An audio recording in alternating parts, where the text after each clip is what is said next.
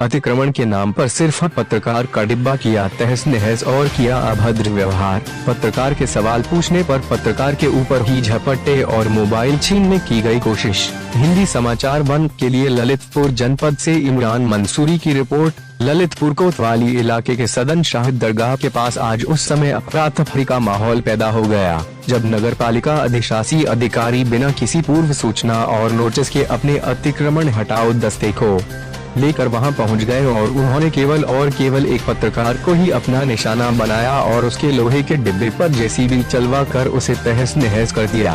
गरीब पत्रकार इस डिब्बे में अपनी चाय की दुकान संचालित कर अपने परिवार का भरण पोषण करता था। नगर पालिका की इस द्वेष भावना से प्रेरित कार्यवाही से पत्रकार का करीब 2.5 लाख रुपए का नुकसान हुआ है। पीड़ित पत्रकार इमरान मंसूरी पुत्र स्वर्गीय इमाम खान निवासी सदन शाह के पास सिविल लाइंस ललितपुर ने जिला अधिकारी को ज्ञापन देते हुए न्याय की गुहार लगाई और न्याय नहीं मिलने पर आमरण अनशन की दी चेतावनी। हम सुनाते हैं पत्रकार इमरान मंसूरी की ही जुबानी। मेरा नाम इमरान मंसूरी है। मैं एक पेशे से पत्रकार हूँ। मैं एक छोटा सा चाय का खोखा रखकर अपनी आजीविका कमाता था, अपने बच्चों को पालता था, लेकिन नगर पालिका द्वारा आज एक तरफा कार्रवाई करते हुए केवल मेरा डिब्बा तोड़ा गया। मेरे डिब्बे पे जेसीबी लाकर सीधी पटक दी गई और डिब्बे को चूर चूर कर दिया गया, जिससे मेरा करीब 2-2.5 लाख रुपए का नुकसान हुआ है।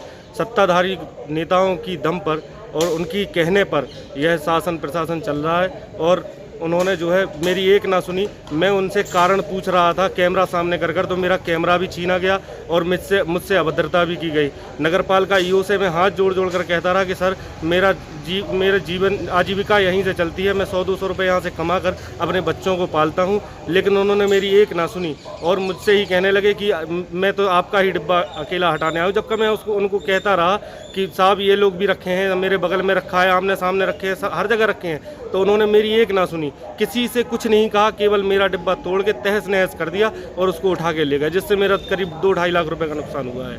तो आप ही का टारगेट क्यों बनाया गया डिब्बे को? एक जाति विशेष को भी ले सकते हैं, क्योंकि मैं मुस्लिम हूँ, इस वजह से भी ले सकते हैं और इस वजह से भी कह सकते हैं कि भाई सत्ताधारियों का दबाव ज़्यादा था, ये भी कारण हो सकता है।